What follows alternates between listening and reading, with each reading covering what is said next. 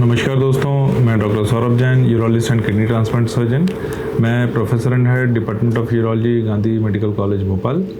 मैं अपने YouTube channel में आपका हार्दिक स्वागत करता हूं। दोस्तों, हर बार की तरह इस बार भी हम आपको यूरोलॉजी से जुड़ा हुआ एक टॉपिक लेकर आए हैं, जिसको हम एक बहुत सरल भाषा में एक कॉमन आदमी के लिए डिस्कस करेंगे। और आज का टॉपिक है over active bladder. Over active bladder अगर हम मेडिकल टर्म में समझने की कोशिश करें तो इसका मतलब होता है कि एक ऐसी कंडीशन जिसमें हम अपनी यूरिन की अर्ज को पोस्टपोन नहीं कर पाते हैं। मान लीजिए कि अगर मेरे को यूरिन लगने की अभी इच्छा हो रही है और अगर मैं कहीं ऐसी पब्लिक प्लेस में हूँ तो मैं उसको रोक लूँगा कि थोड़ी देर बाद कर लूँगा, या जब तक टॉयलेट ना मिल जाए तब तक मैं उसको होल्ड कर लूँ। लेकिन अगर ऐसी कंडीशन बनती है कि यूरिन होल्ड करना ही बहुत मुश्किल हो रहा है और ये इतना ज़्यादा समस्या बढ़ जाती है कि अगर मैं तुरंत टॉयलेट नहीं गया तो यूरिन कपड़ों में ही लीक हो जाती है, इस कंडीशन को ओवर एक्टिव ब्लैडर कहते हैं। अब ओवर एक्टिव ब्लैडर के जो लक्षण होते हैं, ये एक लक्षणों का समूह होता है, जिसमें एक तो अर्जेंसी जो हमने डिस्कस किया, अर्ज इनकॉन्टिनेंस जिसमें पेशेंट्स को इतनी ज़ोर से यूरिन आती है कि कंट्रोल नहीं कर पाते हैं, और अगर यूरिन पास ना करने की स्थिति में यूरिन अपने आप कपड़ों में लीक कर जाती है।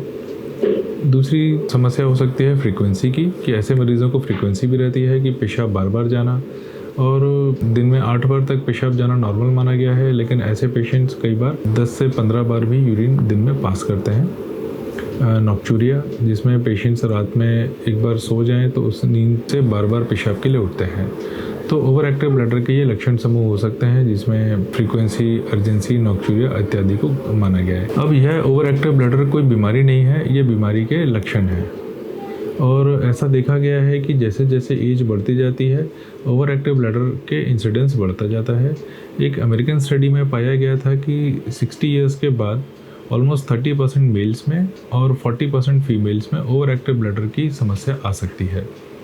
और इस समस्या के जो कॉमन कारण होते हैं, उसमें जो हम कॉमनली देखते हैं, एक तो होता है इन्फेक्शन के कारण ओवर एक्टिव ब्लैडर हो सकता है, जिसमें ब्लैडर के अंदर यूरिन स्टोर करना मुश्किल है और पेशेंट्स को पेशाब में जलन रहना, पेशाब बार बार जाना, पेशाब का लीक हो जाना, ये सारी समस्याएं आ सकती हैं। इसके अलावा डायबिटीज़ एक कारण हो सकता है ओवर एक्टिव ब्लैडर का। प्रोस्टेट का बढ़ना एक कारण हो सकता है मेल्स में ओवर एक्टिव ब्लैडर का, लेकिन इसके साथ पेशेंट्स को और भी समस्याएं हो सकती हैं, जैसे कि पेशाब की धार का कमज़ोर हो जाना, पेशाब के लिए ज़ोर लगाना, या पेशाब करने ऐसा लगना कि पेशाब अंदर ही बचा रह गया है। इसके अलावा कुछ न्यूरोलॉजिकल कारण होते हैं जिसमें ओवर एक्टिव ब्लैडर हो सकता है, जैसे पार्किंसंस डिसीज़, मल्टीपल स्क्लेरोसिस, सीवीए इत्यादि, जिसमें पेशेंट्स को ओवर एक्टिव ब्लैडर होने की समस्या आ सकती है। ब्लैडर ट्यूमर में भी देखा गया है कि अगर पेशेंट्स ओवर एक्टिव ब्लैडर के साथ प्रेजेंट कर सकते हैं और ऐसे पेशेंट्स को यूरिन स्टोर करना मुश्किल हो जाता है। कई पेशेंट्स जिनको ब्लैडर या प्रोस्टेट या रेक्टम के लिए रेडिएशन मिला है, ऐसे पेशेंट्स भी रेडिएशन मिलने के 2 से 3 साल के बाद ओवर एक्टिव ब्लैडर के साथ प्रेजेंट कर सकते हैं। ऐसे पेशेंट्स में ब्लैडर के अंदर सूजन आ जाती है, जिससे उनको यूरिन स्टोर करना मुश्किल है, और इनमें लीक होने की समस्या से ज़्यादा पेन होने की समस्या के कारण अर्जेंसी बनी रहती है। मतलब पेशेंट्स को पोस्टपोन नहीं कर पाते हैं, उसका रीज़न ये नहीं होता कि पेशाब लीक हो जाएगा। ऐसे पेशेंट्स में यूरिन पोस्टपोन ना कर पाने का रीज़न पेन होता है, कि अगर मैं यूरिन नहीं गया तो मेरे को ब्लैडर में पेन होता है, और मैंने अगर यूरिन पास कर ली तो मेरे को पेन में आराम मिल जाता है। इसके अलावा कई पेशेंट्स जिनको एंग्जाइटी रहती है, वो भी ओवर एक्टिव ब्लैडर के साथ प्रेजेंट कर सकते हैं। मेरी प्रैक्टिस में स्पेशली जो स्टूडेंट्स होते हैं जो किसी एक कॉम्पिटिटिव एग्ज़ाम की तैयारी कर रहे हैं, वो बहुत आते हैं ओवर एक्टिव ब्लैडर के साथ प्रेजेंट करते हैं। उनके जब सारे टेस्ट कराते हैं सब कुछ नॉर्मल होता है। जब उनको प्रॉपर एक एवेल्यूशन करते हैं तो पता चलता है कि उनको एग्ज़ाम के कारण एंग्जाइटी है, और उस एंग्जाइटी के कारण उनको ओवर एक्टिव ब्लैडर की टेंडेंसी हो जाती है।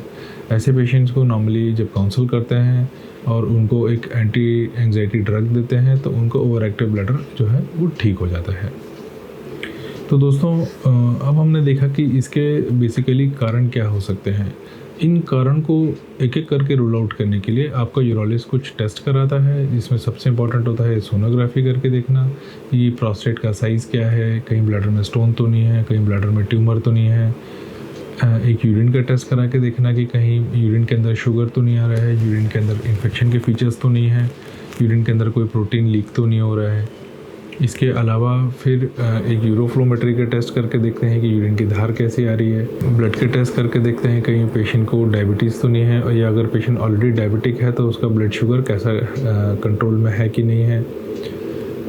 कुछ पेशेंट्स को एक यूरोडायनेमिक स्टडी भी करनी पड़ सकती है, जिसमें हमको ब्लैडर की कैपेसिटी कितने ml पे उसमें प्रेशर जनरेट हो रहे हैं और कितने प्रेशर से वो यूरिन पास कर रहा है, वो हमको एक आइडिया मिलता है।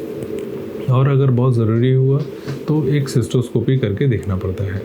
जब आपका यूरोलॉजिस्ट ये सारे टेस्ट कर लेता है तो उनको एक आइडिया मिलता है कि इस ओवर एक्टिव ब्लैडर का कारण क्या हो सकता है, और उसका फिर वो ट्रीटमेंट स्टार्ट करते हैं। ट्रीटमेंट नॉर्मली 2 पार्ट में हम डिवाइड कर सकते हैं। एक हो गया हमारा लाइफस्टाइल चेंजेस, जिसमें हम अपनी लाइफस्टाइल को चेंज करते हैं, और दूसरा हो गया जो अंडरलाइंग कॉज है, जिस कारण से ओवर एक्टिव ब्लैडर हो रहा है, उसको ट्रीट करना। तो लाइफस्टाइल मॉडिफिकेशन में सबसे इम्पॉर्टेंट होता है कुछ ऐसी चीज़ें जो ओवर एक्टिविटी कर सकती हैं उनको अवॉइड करना, जैसे कि चाय, कॉफ़ी, स्मोकिंग, इन सब को अवॉइड करने की आपको ओपिनियन देगा आपका डॉक्टर। दूसरा, एक हेल्दी वेट मेंटेन करना। अगर आपका वेट ज़्यादा है तो वो भी ओवर एक्टिव ब्लैडर का एक कारण हो सकता है। कॉन्स्टिपेशन को अवॉइड करना। कॉन्स्टिपेशन अगर रेक्टम आपका फुल रहता है तो वो भी ब्लैडर के ऊपर प्रेशर बना के ओवर एक्टिविटी कर सकता है। इसके अलावा पानी का इंटेक को लिमिट करना, क्योंकि कई पेशेंट्स को सर्टन वॉल्यूम ब्लैडर के अंदर भरने के बाद ही ओवर एक्टिविटी स्टार्ट होती है। तो उनकी फ्रीक्वेंसी को कम करने के लिए, अर्जेंसी को कम करने के लिए आपका यूरोलॉजिस्ट आपको एक पानी का कितना इंटेक लेना है वो आपको रिकमेंड करेगा। पानी कितना समय कितना पानी लेना है, रात में पानी अवॉइड करना है नहीं करना है, वो सब आपको यूरोलॉजिस्ट एडवाइस करेगा। अगर आप कोई ऐसा ड्रग ले रहे हैं जिससे कारण यूरिन ज़्यादा बने, स्पेशली ऐसे पेशेंट्स जो कार्डियक पेशेंट्स होते हैं, जिनको पैरों में सूजन होती है, या जो लंग्स के या लिवर के पेशेंट्स होते हैं, तो उनमें पानी को शरीर से बाहर निकालने के लिए डाययूरेटिक नाम की दवाई दी जाती है। इस दवाई का काम होता है कि यूरिन ज़्यादा से ज़्यादा बनाए ताकि बॉडी के अंदर से ज़्यादा पानी निकले, और हार्ट, लंग, लिवर जो एक्सेसिव पानी रिटेन कर रहे हैं वो रिटेन ना करें। तो अगर आप ऐसी कोई टैबलेट ले रहे हैं तो आपके डॉक्टर से कंसल्ट किया जाता है कि इस टैबलेट की या तो हम डोज कम कर दें या इसकी टाइमिंग को चेंज कर दें, ताकि ये डाययूरेटिक के कारण जो ओवर एक्टिविटी हो रही है या जो फ्रीक्वेंसी आ रही है, नॉक्सूरिया हो रहा है, वो ना हो। दोस्तों, इसके अलावा अगर जो अंडरलाइंग कॉज होता है तो उसको भी ट्रीट किया जाता है ताकि ओवर एक्टिविटी कम हो, जिससे कि जिसमें सबसे इम्पॉर्टेंट होता है शुगर को कंट्रोल करना अगर पेशेंट डायबिटिक है तो। अगर कोई न्यूरोलॉजिकल डिसीज़ है जैसे पार्किंसंस, मल्टीपल स्क्लेरोसिस, तो उस पेशेंट्स को रिकमेंड करते हैं कि आप न्यूरोलॉजिस्ट को कंसल्ट करो ताकि वो आपकी डोज को सेट करे, ताकि आपका जो ओवर एक्टिविटी है वो कम हो जाए। अगर प्रोस्टेट की समस्या है तो इनिशियली प्रोस्टेट के लिए मेडिसिन दी जाती है, और अगर मेडिसिन से रिलीफ नहीं मिलता तो फिर ऑपरेट किया जाता है। नॉर्मली ये मेडिसिन का जो असर होता है वो हफ्ते भर के अंदर आता है, और पीक एक्शन अगर हम जो रिकमेंड करते हैं कि कम से कम पेशेंट को 1 महीना लेना चाहिए, और उसके बाद ही हम बता सकते हैं कि ये मेडिसिन उस पेशेंट के लिए सूटेबल है, सक्सेसफुल है, या उसको सर्जरी के लिए जाना चाहिए। अगर ये मेडिसिन काम नहीं करती हैं तो ऐसे पेशेंट्स में जो दूसरा ऑप्शन है वो नर्व स्टिमुलेशन है, जिसमें sacral nerve stimulation, posterior tibial nerve stimulation आता है, जिसमें हम पेशेंट की नर्व को स्टिमुलेट करके उसकी ब्लैडर की जो वायरिंग होती है, अगर हम कॉमन भाषा में समझना चाहें कि जो ब्लैडर के अंदर वायरिंग होती है उसको रीसेट करने की कोशिश करते हैं, ताकि जो मसल फाइबर्स ओवर एक्टिव होते जा रहे हैं, छोटे से स्टिमुलस पर रिस्पॉन्ड कर रहे हैं, उनकी रीवायरिंग हो जाए और वो रिस्पॉन्ड करना बंद करें। और सबसे एंड में अगर ये सारे प्रोसीजर्स काम नहीं कर रहे हैं, ये दवाइयाँ काम नहीं कर रही हैं, न्यूरोमॉड्यूलेशन काम नहीं कर रहा है, तो फिर पेशेंट्स को एक ब्लैडर के अंदर एक इंजेक्शन डाला जाता है जिसको बोटुलिनम टॉक्सिन कहते हैं। ये इंजेक्शन होता है कि मसल्स को वीक कर देता है कुछ दिनों के लिए, नॉर्मली 6 से 9 महीने के लिए, और तब तक के लिए ओवर एक्टिविटी को वो शांत कर देता है। और जैसे ही 6 से 9 महीने के बाद पेशेंट्स की दवा का असर जाने लगता है, पेशेंट्स को ओवर एक्टिविटी फिर स्टार्ट हो जाती है। इसका मतलब है कि अगर इस ट्रीटमेंट से रिलीफ मिल रहा है तो इसको फिर हमको हर 6 से 9 महीने के अंदर करवाना पड़ेगा। आई होप दोस्तों आपको ये वीडियो पसंद आया होगा। अगर आपको ये पसंद आया है तो मेरे वीडियो को लाइक करें और चैनल को सब्सक्राइब करें। जय हिंद।